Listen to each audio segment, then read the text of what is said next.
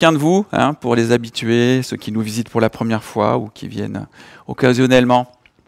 Voilà, vous êtes ici, chez vous. Déjà, dans un premier temps, je voudrais juste remercier, comme vous l'avez vu la semaine dernière, j'étais pas là. Week-end dernier, j'étais dans une phase, on va dire, dépressionnaire, suite au décès brutal d'un de mes amis d'enfance. Et je voudrais vraiment remercier tous ceux et celles qui ont prié pour moi. Je me suis senti vraiment porté. Et après 3 jours passés dans le ventre de la baleine, je pourrais dire, j'ai vécu une délivrance puissante de la part de Dieu. C'était vraiment, j'aurai l'occasion peut-être de témoigner avec certains d'entre vous, c'est quelque chose d'extraordinaire. Voilà. Donc, ouais, on a chanté Sauveur déplace les montagnes, il a déplacé les montagnes dans lesquelles j'étais enfermé. Et je suis très très reconnaissant d'être là ce matin parmi vous, avec malgré la tristesse, la joie au cœur, de savoir qu'un Dieu est avec nous et il est là dans notre épreuve et il nous soutient, même quand on est dans les larmes. Alors la prédication de ce matin va porter sur la suite de notre série sur l'épître de Paul aux Éphésiens et nous verrons donc chapitre 5, versets 1 à 21. Et j'ai choisi comme en tête, alors évidemment comme titre, des ténèbres à la lumière, et juste comme verset de référence, le verset 8. Car si autrefois vous étiez ténèbres, maintenant vous êtes lumière dans le Seigneur. Conduisez-vous comme des enfants de lumière. Est-ce que parmi vous, certains savent ce que c'est ou ont entendu parler de ce qu'on appelle un backroom? Non? Il y en a? Levez la main, ceux qui osent lever la main, levez-la. Des petits doigts. Vous allez comprendre pourquoi ils n'osent pas trop la lever, la main. Qu'est-ce que c'est qu'un backroom? Alors, pour vous expliquer, il existe dans des clubs privés. Alors déjà, quand j'annonce la couleur, club privé, hop. Ou dans certaines soirées festives, un lieu, un endroit, un local qu'on appelle le backroom. Alors, on le trouve parfois en sous-sol, parfois c'est une pièce dédiée. Et cet endroit-là, dans cet endroit-là, toute lumière est interdite. Ouais. Et dans le jargon initiatique du monde de la nuit, on appelle ça le fameux backroom, c'est-à-dire la pièce à l'arrière-pièce, l'arrière-boutique. Alors à quoi sert cet endroit sombre, noir?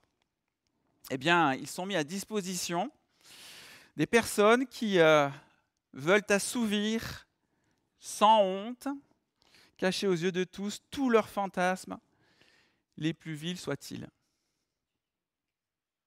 Vous comprenez maintenant pourquoi ceux qui ont levé le doigt, ils l'ont levé pas très haut. Et pour rassurer ceux qui ont osé lever le doigt, je vais vous apporter un petit témoignage. Je me souviens à une époque de ma vie, et je précise sans Dieu, c'est important, qu'entraîné par la curiosité, j'ai fait quelques pas en direction de ce lieu mystérieux, mais je me suis très vite arrêté. Alors c'était un endroit en sous-sol, et j'ai commencé à descendre les quelques marches. Et au fur et à mesure que je descendais vers cet endroit très sombre, très noir, j'ai ressenti une oppression puissante, mais très puissante, de plus en plus. Au fur et à mesure que je descendais les marches vers ce lieu sombre, je ressentais une angoisse, une oppression, quelque chose qui m'appuyait, qui était malsain. Et j'avais ce sentiment que si je continuais, si j'allais là-bas, je ne ressortirais pas de là indemne. Alors j'ai fait demi-tour. Je ne suis pas allé au bout de ma quête. Et en remontant, je me suis tout de suite senti mieux. Et ce sentiment n'est peut-être... ce sentiment que j'ai eu, eh bien, c'est que dans cet endroit glauque et très sombre qui m'a marqué, puisque je m'en souviens encore aujourd'hui, eh bien, c'était un peu comme si, dans cet endroit-là, était la source du mal. C'est drôle, hein, j'avais ce sentiment, cette impression que vraiment cet endroit-là était la source du mal, un petit peu comme si l'absence totale de lumière avait un rapport avec le mal. Et ce sentiment, figurez-vous, que n'est pas très loin de la vérité, parce que la Bible nous dit nous dit en 1 Jean 1,5, nous dit ceci, que Dieu est lumière et qu'il n'y a pas une once de ténèbres en lui. Et le texte que nous allons découvrir ce matin traite justement de la lumière qui est mise en opposition avec les ténèbres. Et nous allons voir que le fait pour les chrétiens d'être passés des ténèbres à la lumière implique inévitablement une nouvelle manière de vivre. Et je vous propose sans plus attendre de lire notre texte, donc Éphésiens, chapitre 5, versets 1 à 21.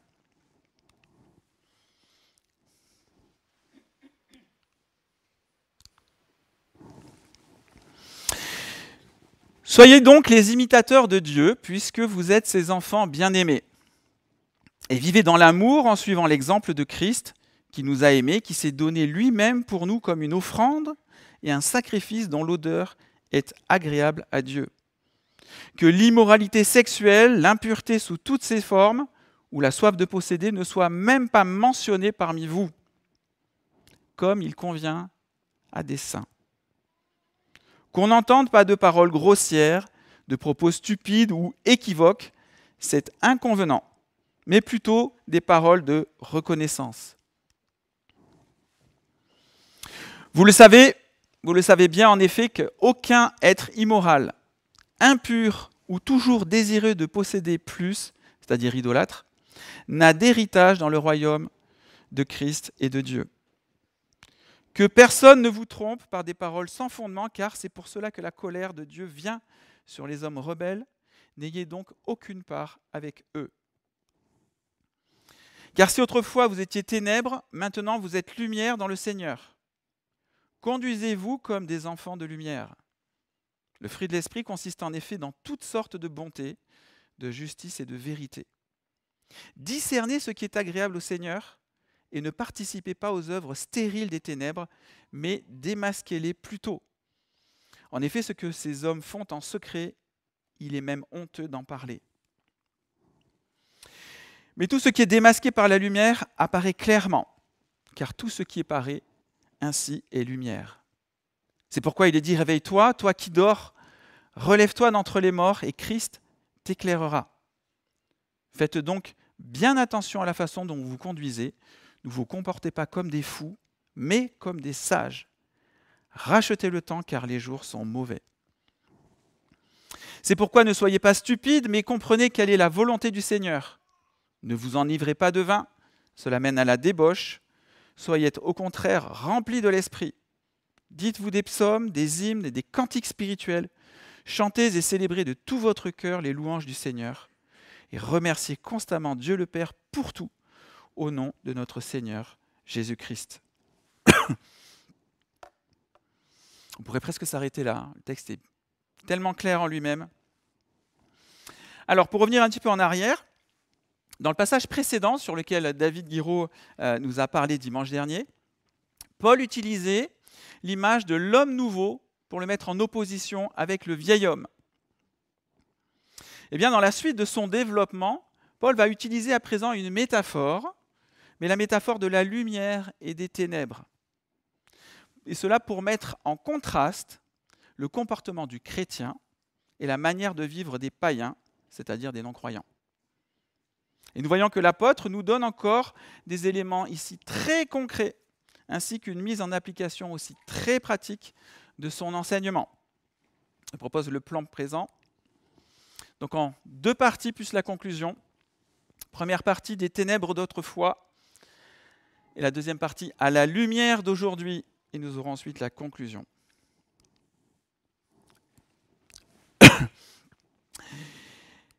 Car si autrefois vous étiez ténèbres, nous dit le verset 8. Souvenez-vous au verset 18 du chapitre précédent. Je pourrais demander à David. Non, je ne pense pas, je ne me permettrai pas. Paul rappelait aux chrétiens d'Éphèse qu'auparavant, ils avaient l'esprit obscurci. Vous vous souvenez ?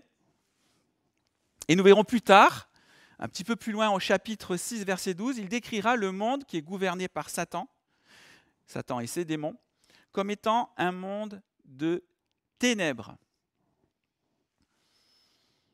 Cependant, ici, l'apôtre Paul nous apporte une nouvelle précision.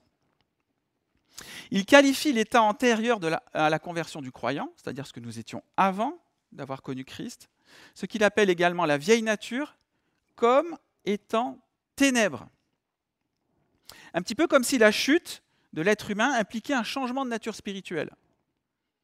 Le péché entraînant une altération de sa nature, transformant ainsi son esprit de lumière, en esprit de ténèbres. Alors qu'est-ce que l'apôtre Paul nous décrit à propos de ceux qui sont ténèbres ? Eh bien, vous allez voir que ça concerne trois domaines extrêmement importants pour Dieu. Premier domaine, le corps. Le deuxième, c'est le cœur.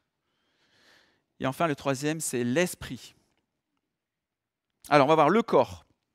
Le corps qui, je le rappelle, est le temple du Saint-Esprit chez le croyant. 1 Corinthiens 6, 19 nous le rappelle. Au verset 3, il est écrit ceci, « L'immoralité sexuelle, l'impurité sous toutes ses formes. »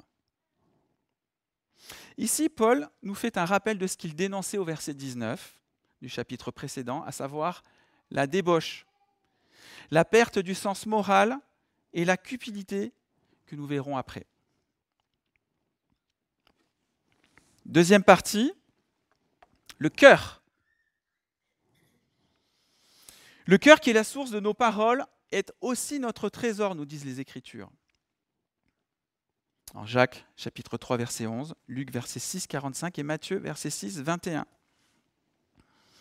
Parole et idolâtrie, la soif de posséder, les paroles grossières, des propos stupides ou équivoques. Nous retrouvons dans les versets 3 et 4.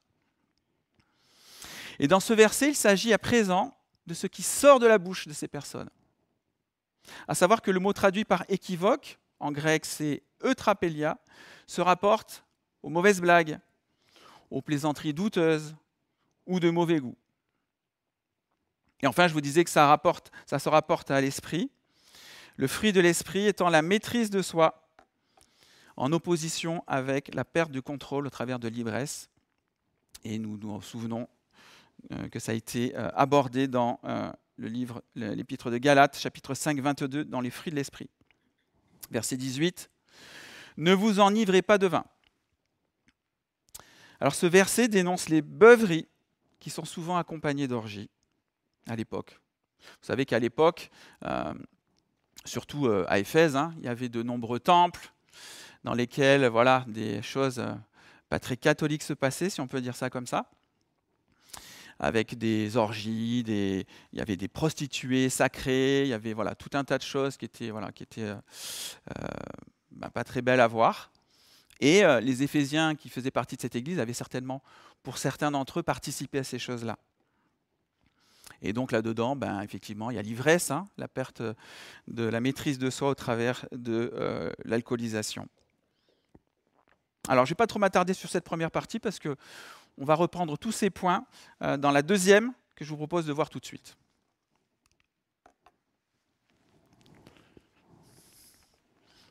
À la lumière d'aujourd'hui. Alors, pourquoi est-ce que j'ai choisi ce titre « À la lumière d'aujourd'hui » ? Premièrement, parce que la lumière de Dieu éclaire constamment notre chemin. Et si hier certaines choses n'étaient pas tout à fait claires, ou si même elles étaient encore inconnues, elles peuvent apparaître à nos yeux aujourd'hui, grâce à sa parole et à son esprit qui nous les révèle. Et comme nous le rappelle l'apôtre Paul en 2 Corinthiens 6, 2, « Aujourd'hui est le temps du salut. » Alors aujourd'hui encore, il est temps de saisir cette parole de vie.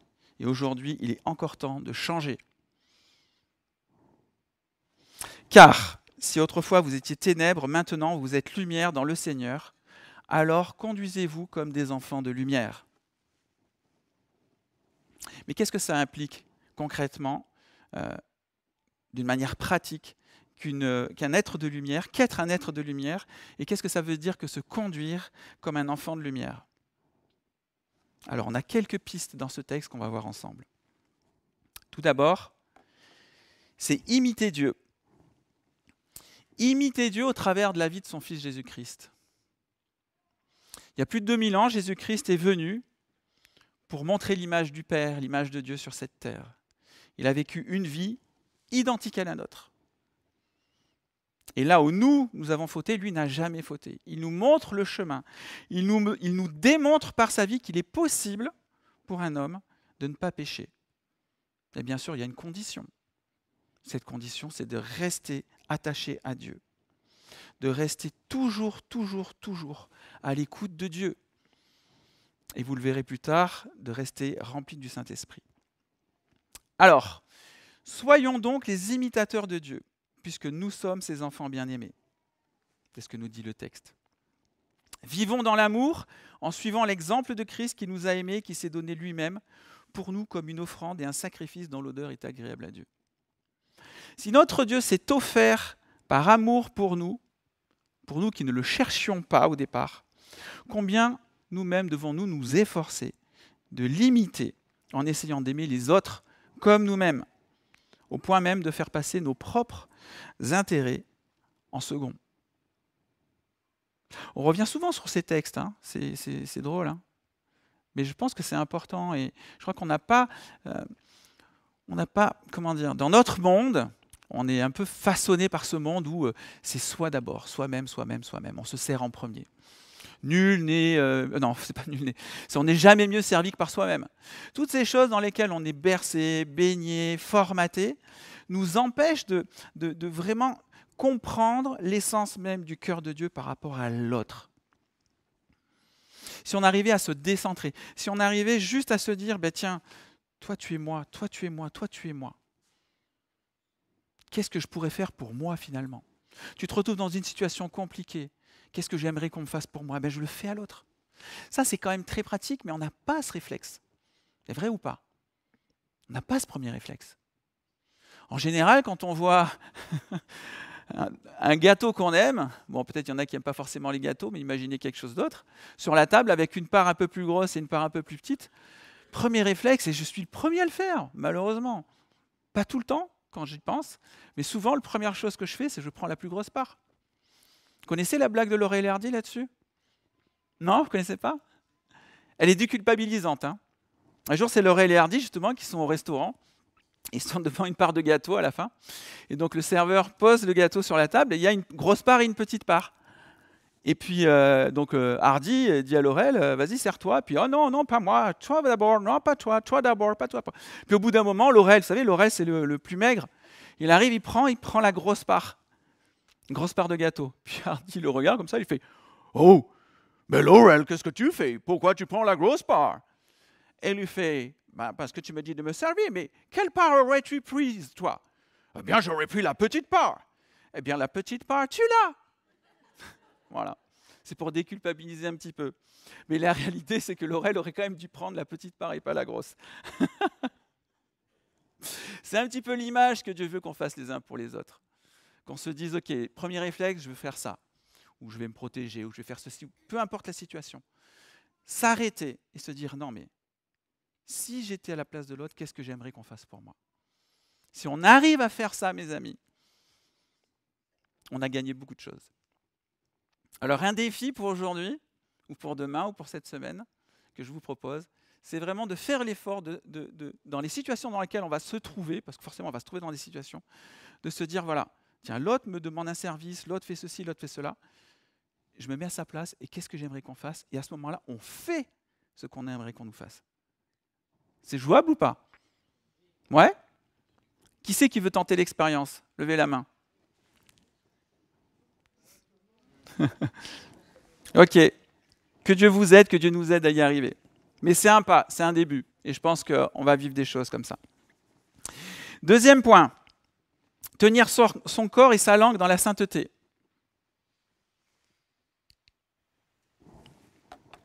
Verset 3, que l'immoralité sexuelle, l'impureté sous toutes ses formes ou la soif de posséder ne soit même pas mentionnée parmi vous comme il convient à des saints. Qu'on n'entende pas de paroles grossières, de propos stupides ou équivoques, c'est inconvenant, mais plutôt des paroles de reconnaissance. Alors la première partie, j'ai envie de dire, bon, ça semble assez évident. Pas avoir de rapport sexuel hors mariage, ni de rapport sexuel dégradant dans le couple. Alors pour ceux qui se posent des questions par rapport à ce que nous pouvons faire ou non dans ce domaine, On ne va pas l'aborder ce matin, mais il existe des ouvrages, on peut même faire venir des intervenants qui traitent de la sexualité dans le couple. Et ça peut peut-être faire sourire certains ou d'autres, mais il y a une réalité qui va être de plus en plus prégnante dans la vie des chrétiens d'aujourd'hui et de demain. C'est l'impact de la pornographie, mes amis. L'impact de la pornographie. Vous savez les dégâts que ça crée? Ça veut dire que quand on voit de la pornographie, quand on se nourrit de pornographie, surtout les jeunes, ça commence jeune, eh bien, ça nous donne une image complètement tordue, fausse et mauvaise de la sexualité. Et quand ces jeunes qui ont baigné là-dedans se retrouvent en couple avec leurs femmes, et ça peut être aussi le cas pour les femmes, ne savent plus ce qui est bon ou pas bon de faire, ce qui est sain ou qui ne l'est pas. C'est très problématique. Le diable, grâce à ça, nous a volé quelque chose, celle de l'innocence de la découverte du corps de l'autre et l'innocence de l'intimité sexuelle. Voilà. Et je crois que peut-être parmi nous, certains auront besoin d'avoir peut-être un éclairage là-dessus pour se libérer de certaines choses. Deuxième point, essayer de bannir les mots grossiers de notre vocabulaire. Alors c'est rigolo parce que hier, j'étais justement avec des chrétiens, mais pas d'ici, d'une autre église. Chez nous, ça ne se pratique pas. Qui est en train de se rencontrer, tout ça, qui parlait, et puis qui échappe quelques mots. Quelques mots comme, je ne vais pas les dire, hein, je ne vais pas vous choquer, puisqu'il est dit de ne pas les dire. Mais vous imaginez bien, hein, Cambronne, vous connaissez Cambronne? Non? Le mot de Cambronne ou d'autres, bon bref. Voilà, quelques mots grossiers qui, finalement, dans le monde, ne sont pas si grossiers que ça, c'est tout à fait normal. Hein, surtout à Marseille. Je sais qu'il y en a pas mal qui... c'est à chaque fin de phrase. Mais la réalité, c'est que si aujourd'hui je vous parle comme ça, si aujourd'hui je vous dis ces mots-là, ces mots grossiers, je pense que vous allez être choqués. C'est vrai ou pas? J'ai failli le faire, mais je ne le ferai pas. Mais parce que moi-même, ça me choque. Et je ne pourrais pas le dire d'ici, ni même le dire dans la vie courante. Mais c'est une réalité. Et pourquoi d'ici, on ne pourrait pas dire ces choses-là, et de ce côté-là, on pourrait les dire? C'est ma question. Quel est l'exemple qu'on donne à nos enfants si on laisse nos paroles déraper? Oh, c'est pas grave, tout le monde le dit, ça choque personne maintenant. Le texte dit, hein, les mots grossiers doivent être exempts de notre vocabulaire. Et pour vous aider à vous, à confirmer ça, les gens du dehors, les collègues, les amis, sont toujours impactés, mais d'une manière positive, quand ils ne nous entendent pas parler comme eux, quand ils n'entendent aucun mot grossier de notre bouche.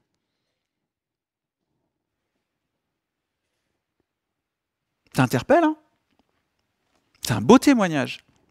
Donc si vous avez quelques habitudes, là-dessus, essayez peut-être, faites l'effort d'y arriver, de mettre ça de côté. Et c'est la même chose pour les blagues, les mauvaises blagues. Alors, les blagues tendancieuses, de mauvais goût, dans mon ancien métier, c'était le sport national. Et j'étais très doué là-dedans. À mon grand déshonneur, à ma grande honte, mais c'est vrai que j'étais doué là-dessus. Les jeux de mots un peu, Et j'ai dû faire un effort sur moi-même, vraiment. Et même dans mes pensées, même en étant chrétien, ça m'est arrivé, même dans des milieux entre nous, d'avoir sur des choses, bing, le petit jeu de mots, un peu salace, un peu douteux qui me venait à l'esprit. Un combat, chasser ses pensées, éviter de prononcer ces paroles. Mais je peux vous dire qu'avec l'effort, la persévérance, on y arrive. Et je n'ai quasiment plus aucune de ces pensées, de ces mauvais jeux de mots qui me viennent à l'esprit aujourd'hui. Donc même dans mes pensées, ça a disparu quasiment. Ça, c'est quand même une victoire. Donc on y arrive avec l'aide de Dieu, mais c'est vrai que c'est du travail. Et ce n'est pas parce qu'on chute une fois, deux fois qu'il faut s'arrêter en cours de route. Toujours essayer de lutter contre ces choses-là. Et nous serons véritablement des enfants de lumière. Autre point, se mettre à part, se sanctifier. Sanctifier, c'est être mis à part. Juste pour rappeler un peu le contexte, notre corps, vous savez que c'est le temple du Saint-Esprit. Vous savez que nous sommes sacrificateurs et prêtres devant Dieu. Vous le savez ça? Il n'y a pas que celui qui a la petite veste, le costume, tout ça, ou qui prêche, qui est comme ça. On est tous prêtres et prêtresses. On est tous sacrificateurs de Dieu. Ça, c'est la réalité que nous sommes, que Dieu nous voit comme ça. Et vous saviez que dans le temple, que ce soit les Lévites ou même les ustensiles, étaient consacrés à Dieu. Ils étaient sanctifiés, purifiés. Il y avait tout un rite de purification qui était mis en place. Et une fois qu'ils étaient sanctifiés, purifiés, il ne fallait plus les toucher. Ils étaient mis à part pour le culte du Dieu 3 fois saint. Et c'est ce que nous sommes, mes amis. C'est ce que nous sommes. Il ne faut pas l'oublier. Nous sommes le temple du Saint-Esprit. Nous sommes saints et purs devant Dieu. Et nous devons avoir cette conscience chaque jour. Nous sommes des enfants de lumière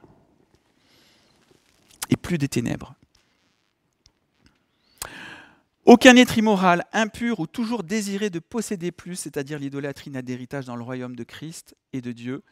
N'ayez donc aucune part, nous est-il dit. Et l'apôtre Paul ici nous encourage non pas à nous séparer du monde, c'est pas du tout ça. Il ne s'agit pas de couper tous les liens avec tous ceux qui font des mauvaises blagues, qui sortent le soir, qui vont boire un coup et qui se mettent minables, etc. Sinon, ça voudrait dire qu'on reste qu'entre nous. Et ce n'est pas du tout ce que Jésus nous a dit. Il a dit « allez dans le monde ». Mais ne soyez pas du monde. Nous ne sommes pas de ce monde. On ne doit pas non seulement participer à ces choses-là, mais en plus les encourager par une attitude désinvolte, une attitude d'acceptation. Et c'est pas facile. C'est pas facile. J'entendais quelqu'un qui me témoignait que voilà, dans son travail, il y avait des mauvaises blagues, il y avait des critiques. Des critiques, ça marche aussi pas mal dans le boulot, les critiques des uns et des autres. Et qui au départ, faisaient un petit sourire, un petit peu mal à l'aise, mais je suis là, je souris, j'abonde, même si au fond, je ne suis pas d'accord. Et puis qui a été travaillé dans son cœur, qui a été repris par le Seigneur, et qui a pris une décision de ne plus s'associer à ces choses-là, de briller dans les ténèbres. Alors il ne s'agit pas de culpabiliser les autres, de leur dire « Oh là là, ce que tu fais, c'est pas bien, et ceci et cela ». Ça, c'est... Là, on se plante complètement. On tombe dans le piège du diable, d'ailleurs, qui est l'accusateur. Non, on doit montrer ce qu'il ne faut pas faire par l'exemple. Être exemplaire. Quand quelqu'un critique, voilà, peut-être essayer d'arranger les choses en disant cette personne-là n'est pas si mauvaise en soi, par exemple. Ou bien si les personnes sont tellement dures, on s'éloigne, on s'en va. Idem pour les blagues, etc., etc. Sans culpabiliser les gens, on démontre qu'il y a des choses qui sont bien et d'autres qui ne le sont pas. Et qu'on ne veut pas s'associer en tant que chrétien à ce qui n'est pas bon et ce qui est impur. Et enfin, être rempli du Saint-Esprit. Pourquoi ? Alors j'ai décortiqué un peu le texte et j'ai fait un petit peu des raccourcis. Être rempli de l'Esprit, pourquoi ? Pour discerner ce qui est agréable au Seigneur. On le voit au verset 10. Pour discerner. C'est un petit peu la sagesse de Dieu. Être rempli de l'Esprit pour démasquer les œuvres stériles des ténèbres et pour ne pas se compromettre avec, au verset 11. Être rempli de l'Esprit pour racheter le temps, que l'on voit au verset 16. C'est-à-dire utiliser toute occasion pour faire le bien, toute occasion pour briller dans le monde par nos bonnes œuvres et par nos paroles remplies de grâce. Amen. Être rempli de l'Esprit pour se conduire avec sagesse et non plus comme les gens dont il est dit qu'ils sont stupides et insensés. Être rempli de l'Esprit pour adorer Dieu comme il faut. Adorer Dieu comme il faut. Par des psaumes, des hymnes, des cantiques, des chants spirituels, des prières, la communion fraternelle. Est-ce que quand on vient le dimanche matin, on est déjà rempli du Saint-Esprit ? Ou est-ce qu'on attend la fin du culte pour l'être? C'est une question, hein? Mais une question qui a du sens. Le texte nous dit, si vous venez là pour adorer Dieu, soyez déjà remplis de l'Esprit pour l'adorer comme il faut. Amen?